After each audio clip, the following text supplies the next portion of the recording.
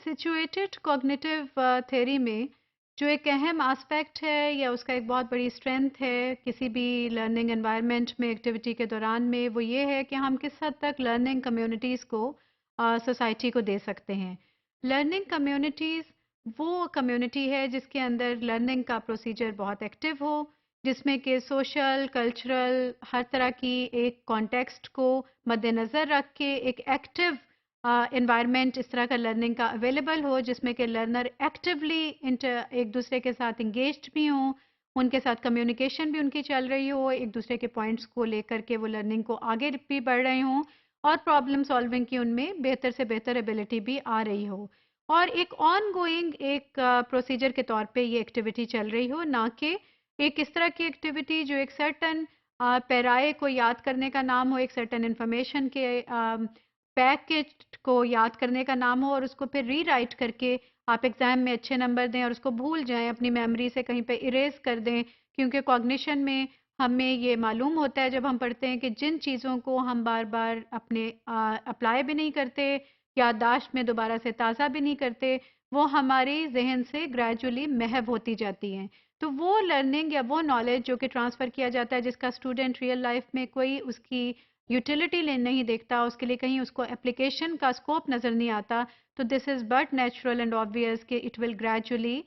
diminish from his memory, it will be erased from his memory and it will just be lost. So इसके against learning community एक on going activity के तहत वहाँ पे learning का procedure हो रहा है। It is a community of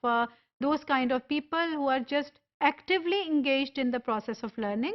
उसमें हमें ये देखना चाहिए कि इसमें इंस्ट्रक्टर का रोल या एक टीचर या फैसिलिटेटर का रोल किस हद तक इम्पॉर्टेंट है और हम उसमें किस तरह से उनको वो कम्युनिटी हम पैदा कर सकते हैं अपनी क्लासरूम में, अपने स्कूल्स में और अपनी सोसाइटी में। सर्टेन चीज़ें जो हमें मद्देनज़र रखनी चाहिए वो ये है कि इट दिस लर्निंग कम्युनिटी का जो कॉन्सेप्ट है it does have its roots, ये बिल्ड करता है सिचुएटेडनेस पे, embedded learning in rich social situations या context. So that is very important that we have that in our mind as facilitator, as instructor कि हमारा context क्या है और उसका social किस हद तक उसके अंदर हमने उसकी जड़ों को, उसकी roots को हमारे जहन में है, उसकी real picture है और वो किस हद तक embedded learning है in rich social context या situations.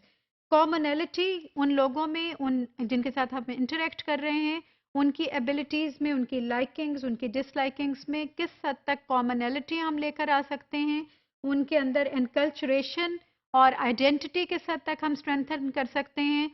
एंड उसको हम कैसे लिंक कर सकते हैं उस कॉन्टेक्स्ट के साथ जिसके अंदर ये क्लासरूम या वो group of learners is trying to learn something. Interdependence, we need to appreciate ourselves and then we need to convey this message to the community of learning कि ये इंटरडिपेंडेंस जो है दैट्स अ स्ट्रेंथ, जो कि एक factor कोई भी self sufficient नहीं हो सकता in the process of learning. The beauty that comes with the diversity of roles, diversity of the strengths in a group of human beings, वो डाइवर्सिटी उसको अप्रिशिएट करना चाहिए and at the same time we should be that skilful कि हम उस diversity को किस तरह इंटरलिंक्ड करके एक दूसरे के साथ उसमें वो इंटरडिपेंडेंस का जो फैक्टर है उसको एनहांस करें और उसको अप्रिशिएट करें। और फिर इस सारी की सारी एक्टिविटी के लिए, इस सारी की सारी जो हमारी एक एनवायरनमेंट है क्लास में, उसके लिए basic mechanism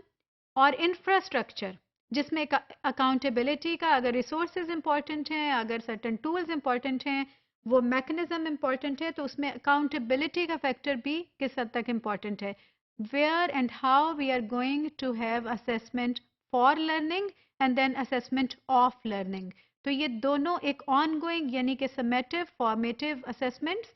monitoring and evaluation, all of these procedures are very important जिसमें कि इंस्ट्रक्टर का रोल नुमाया है। और सबसे बढ़ के ये कि क्या as an instructor and facilitator आप टीम बिल्डर हैं, आप अपनी उस लर्नर्स की टीम को, उस कम्युनिटी को आप मोटिवेट कर सकते हैं या नहीं कर सकते, उनकी आइडेंटिटीज़ को अप्रिशिएट करते के साथ साथ आप उनमें कॉमनैलिटीज़ और उसमें कम्युनिटी का जो सोच है, जो एक इंसाइट है और परसेप्शन है, उसको डेवलप कर सकते हैं और नहीं, या नहीं, और उसको किस हद तक आप अपने कन्वेंशनल रोल जिसमें कि आपने सिर्फ इंफॉर्मेशन और स्ट्रक्चरल फॉर्म में आपने देनी थी, पास करनी थी, एक टीचर का एक जो कन्वेंशनल रोल है उससे आप किस हद तक मूव अवे करते हैं एंड आप फोकस रखते हैं कोचिंग पे, फैसिलिटेशन पे, स्कैफोल्डिंग के ज़रिए, स्टेप बाय स्टेप लर्निंग के प्रोसीजर को एनहांस करने के ज़रिए, और आप क्रिएट करते हैं नॉलेज को कॉन्टेक्सचुअल प्रॉब्लम सॉल्विंग के लिए, वो प्रैक्टिकल यूटिलिटी के लिए जो कि आपके लर्नर सोसाइटी में लेकर जाएंगे।